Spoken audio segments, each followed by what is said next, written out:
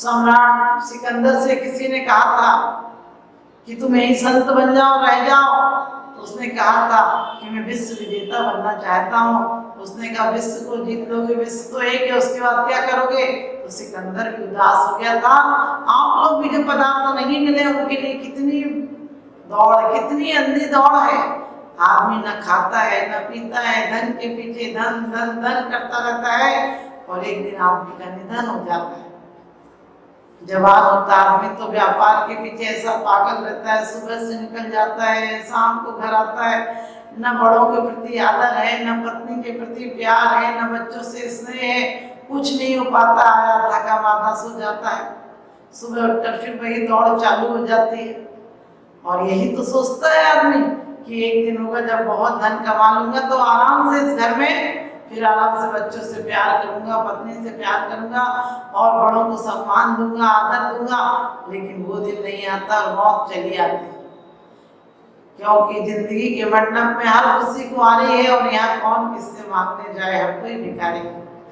जिंदगी के पड़ाव पूरे नहीं होते हैं, हमारी यात्रा पूरी हो जाती है, मौत दस्तक दे देती है और उस दिन एहसास होता है कि जिंदगी थी और गई। हम इस जिंदगी को परोपकार में बिताएं तो छोटी सी जिंदगी में परमात्मा के द्वार तक ले जाती है। और यदि भोग विलास में ऐश में गुजारे तो कहते हैं कि एक ही इंद्रिय के वशीभूत होकर एक ही जानवर अपने प्राणों को गंवा देता है। उस मनुष्य की क्या गति होगी जो 5 इंद्रियों के पीछे पड़ा हुआ है। अली मृग मीन पतंग गज इनके कई आँच और तुलसी बाकी कौन गति जाके पीछे 5। आज दुनिया बीमारी से जूझ रही है। कभी आपने सोचा कि भोगों की अतृप्त तृष्णा में हर जानवर को आदमी खा रहा है, प्रकृति से इतनी खिलवाड़ कर रहा है कि कोई जानवर नहीं बचा। आप शाम के टाइम में गोधूली बेला कहते थे, अब आपको शाम को कहाँ गायें दिखती हैं? गोधूली बेला एक मंगलिक बेला थी, मंगलमय बेला थी। गाय जब निकलती थी तो कितनी रुंझुन घंटियां बजती थी उनकी, और शाम को जाकर दूधों के झरने फूट पड़ते थे। बदलने को हर कोई बदलना चाहता है, प्रकृति भी बदलती है, सरिताएं भी बदलती हैं। कभी देखा होगा ग्रीष्म काल में जो सरिताएं सूख जाती हैं वही बरसात के दिनों में उफान लेती है। जो वृक्ष पतझड़ में टूट हो जाते हैं वही बसंत ऋतु में पुनः प्रफुल्लित हो जाते हैं, क्योंकि हर व्यक्ति हर वस्तु अपने समय पर अपने आप प्रफुल्लित हो जाती है। लेकिन आदमी का मन ऐसा है कि इसने जितना जितना आगे बढ़ा है विनय गुण को भूला है।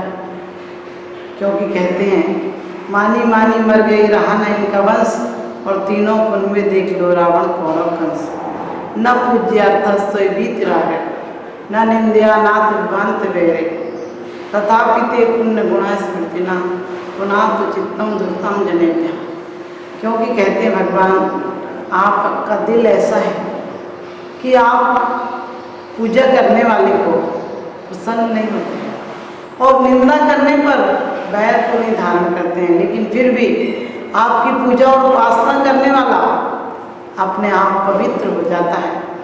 इंद्रों ने आपकी पूजा की, ये इंद्र के लिए कोई बहुमान का कारण नहीं, बल्कि आप जैसों की पूजा की इसलिए अपने आप बहुपूज्य हो गया। उसको जो पद बड़ा है धन दौलत से उसका पद बड़ा नहीं है, आपकी पूजा के माध्यम से उसका पद बड़ा हो गया।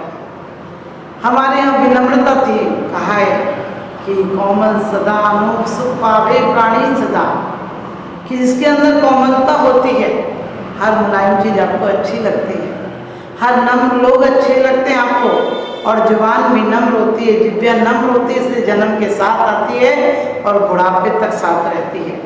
दांत कठोर होते हैं, दांत जवानी का पीसने का काम करते हैं, इसलिए आते हैं तब भी बहुत दुख देते हैं और जाते हैं तब भी बहुत दुख देते हैं।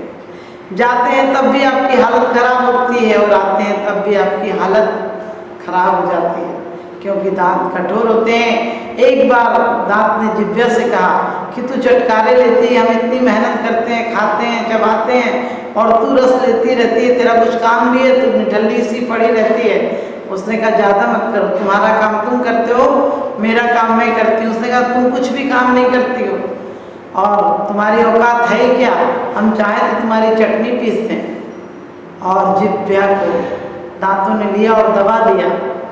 जिभ्या ने कहा मेरा क्या काम है, मैं तुम्हें बता देती हूँ, तुम नहीं रहते हो तभी मैं बोल पाती हूँ, लेकिन मैं ना रहूँ तो तुम्हारी जिंदगी असंभव हो जाएगी, मैं ना रहूँ तो तुम्हारा भोजन कहाँ से करोगे। और तुमने कहा कि मैं क्या काम करती हूँ, अरे मैं क्या काम करती हूँ मैं बता दूंगी, मैं अपना काम दिखा दूँ ना तो तुम भी चले जाओगे यहाँ से। उसने कहा क्या मजाल है, तू इतनी मुलायम ऐसी है, क्या कर लेगी हमारा। और कहते हैं एक पहलवान सामने से आ रहा था, जिभ्या ने गाली बकी और उस पहलवान ने उस व्यक्ति के 32 नीचे गिरा दी।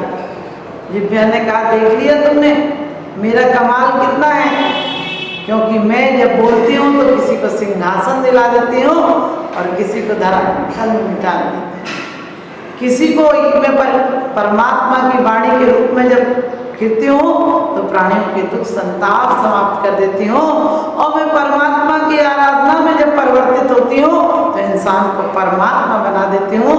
और मैं जब गाली निंदा के रूप में आती हूँ तो घरों में कलह करा देती हूँ, लोगों के सिर फुड़वा देती हूँ, क्योंकि बोली बोली बोली बोली बोली प्रेम दुशाला है और बोली से पर अपने होते अपने पर हो जाते हैं।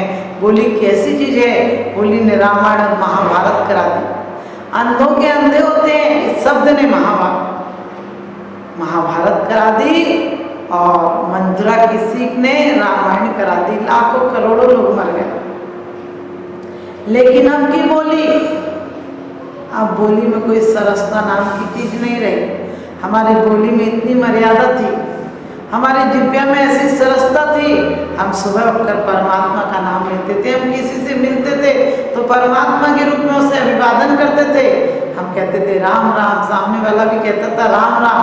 इसका कितना बड़ा लॉजिक था, राम राम कहते थे, हम जय जिनेन्द्र कहते थे, हम सीताराम कहते थे। कोई मुसलमान होता था तो सलाम वालेकुम सलाम कहता था। इसका मतलब कितने बड़े बड़े अर्थ थे कि तुम सीता हो, राम हो, तुम जैसी आत्माएं हो। और सामने वाला कहता था आपको भी राम राम, आप भी राम हो, जय हो तुम्हारी, जय राम करते थे। हम जय जिनेन्द्र करते थे, हम किसी को देखकर कहते थे तुम जिनेन्द्र हो, तुम्हारी जय हो। और सामने वाला भी हमें कहता था आप भी तो जिनेन्द्र हो, हमें एहसास कराता था सामने वाला कि तुम जिनेन्द्र, तुम्हारी भी जय हो। लेकिन आज ये सब परिपाटियां खत्म हो गई, हम भगवान का नाम लेना भूल गए। हमने भगवान को बुढ़ापे में नाम लेने लगे, मरने लायक होने लगता है, आदमी सोचता है मरते टाइम भगवान का नाम ले लो। कभी कभी अच्छे अच्छे नाम रख लेते हैं, बोले कि स्वर्ग, हर कोई स्वर्ग ही जाता है। अरे परमात्मा रूप में जो कोई हो जाता है, जो परमात्मा की पुण्य स्मृतियों को अपने जीवन में अपनाता है, वह एक दिन मरकर स्वर्ग जाता है। लेकिन जमीन पर भी वह देवताओं की तरह हो जाता है। जो दिन रात अच्छी वाणी बोलता है, उसकी वाणी को पशु पक्षी भी समझ लेते हैं, क्योंकि जब भगवान की वाणी खिलती है तो सब लोगों को अपने अनुसार समझ में आती है। भगवान की वाणी सुनकर एक बार संतप्त व्यक्ति भी शांत हो जाता है, क्योंकि वाणी का वो प्रभाव है, वाणी जब मधुर होती है तो अमृत का काम करती है और कठोर होती है तो दुश्मन का काम करती है।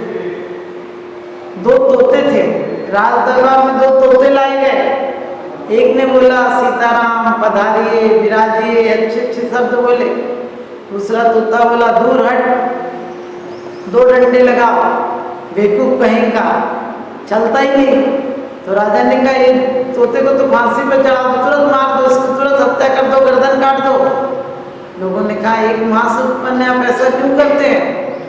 ये दोनों एक ही तोते से उत्पन्न आप ऐसा कह रहे हैं, एक को मार दो, एक को सोने का पिंजरा बनवा दो।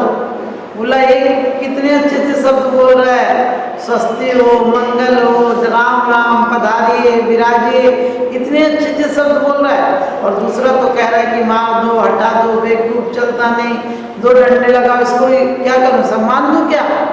उसने कहा, व्यक्ति ने, मंत्रियों ने कहा कि इसका कोई दोष नहीं है।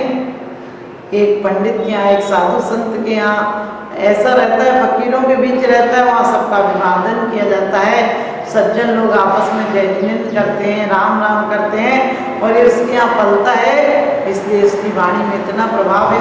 शुरू से इसने अच्छे शब्द बोले हैं।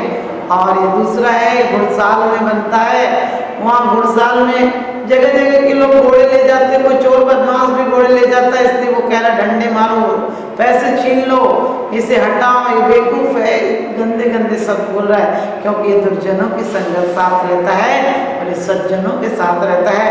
राजन, इसका कोई दोष नहीं है, इनकी उत्पत्ति एक ही जगह हुई है, एक माता के घर में हुई है, लेकिन इनमें फर्क इसलिए है कि एक अच्छी जगह रहता है और एक गलत जगह रहता है। आप भी ध्यान रखना, आपके जीवन में भी आपकी वाणी से पता चल जाता है कि आप किस परिवार से हो, कैसे लोगों के बीच के हो।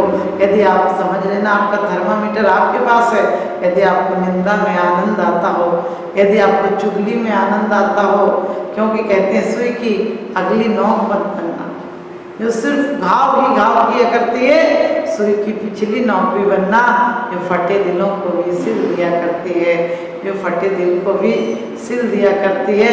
हमारी वाणी इतनी मधुर हो, हमारी वाणी हित मित प्रिय हो, जग सुहित कर सब अहित, सुरति सुखद सब संशय हरे, ब्रह्म रोग हर दिन के बचन, मुख चंद्र ते अमृत झरे।